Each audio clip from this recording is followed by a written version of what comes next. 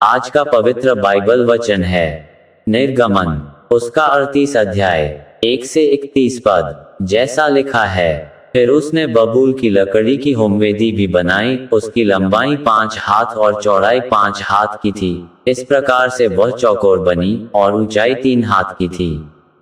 और उसने उसके चारों कोनों पर उसके 4 सींग बनाए, वे उसके साथ बिना जोड़ के बने, और उसने उसको पीतल से मढ़ा।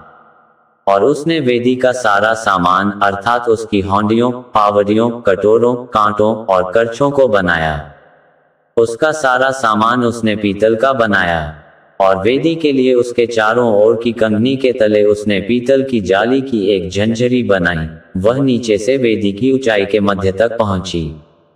और उसने पीतल की झंझरी के चारों कोनों के लिए 4 कड़े ढाले, जो डंडों के खानों का काम दें।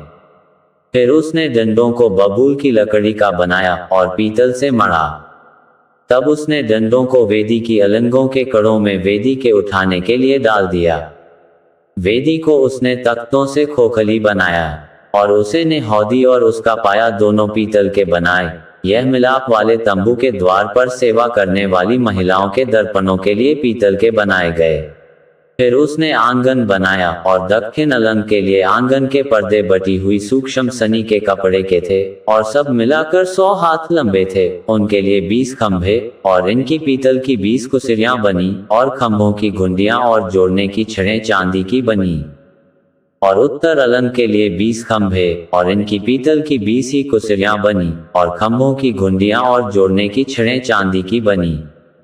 और पश्चिम अलंग के लिए सब पर्दे मिलाकर 50 हाथ के थे। उनके लिए 10 खंभे, और 10 ही उनकी कुसिरियां थीं, और खंभों की घुंडियां और जोड़ने की छड़ें चांदी की थीं।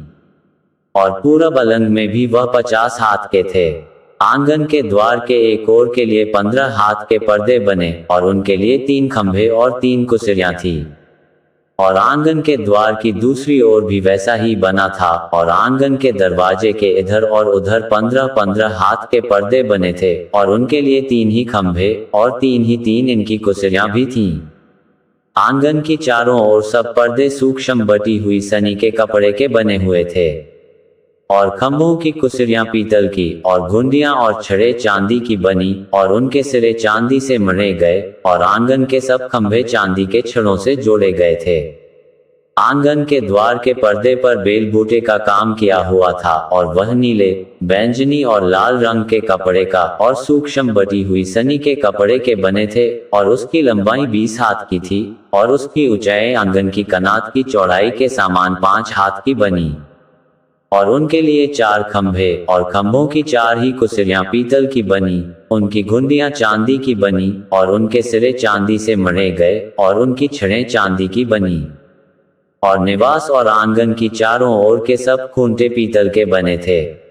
साक्षी पत्र के निवास का सामान जो लेवियों की सेवकाई के लिए बना, और जिसकी गिनती हारून याजक के पुत्र इतामार के द्वारा मूसा के कहने से हुई थी, उसका वर्णन यह है। जिस जिस वस्तु के बनाने की आज्ञा यहोवा ने मूसा को दी थी, उसको यहूदा के गोत्र वाले बसलेल ने, जो हूर का पोता और ऊरी का पुत्र था, बना दिया। और उसके संग दान के गोत्र वाले अहीसामाक के पुत्र ओहोलियाब था, जो खोदने और काढ़ने वाला और नीले, बैंगनी और लाल रंग के और सूक्ष्म सनी के कपड़े में कारचोप करने वाला निपुण कारीगर था। पवित्र स्थान के सारे काम में जो भेंट का सोना लगा वह 29 केकार, और पवित्र स्थान के शेकेल के हिसाब से 703 शेकेल था। और मंडली के गिने हुए लोगों की भेंट की चांदी 100 केकार, और पवित्र स्थान के शेकेल के हिसाब से 70-175 शेकेल थी। अर्थात जितने 20 बरस के और उससे अधिक अवस्था के गिने गए थे, वे 6,03,550 पुरुष थे। और एक एक जन की ओर से पवित्र स्थान के शेकेल के अनुसार आधा शेकेल, जो एक बेका होता है, मिला।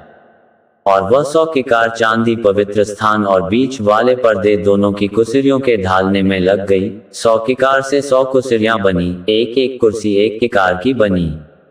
और 70-175 शेकेल जो बच गए, उनसे खंभों की चोटियां मढ़ी गईं, और उनकी छड़ें भी बनाई गई।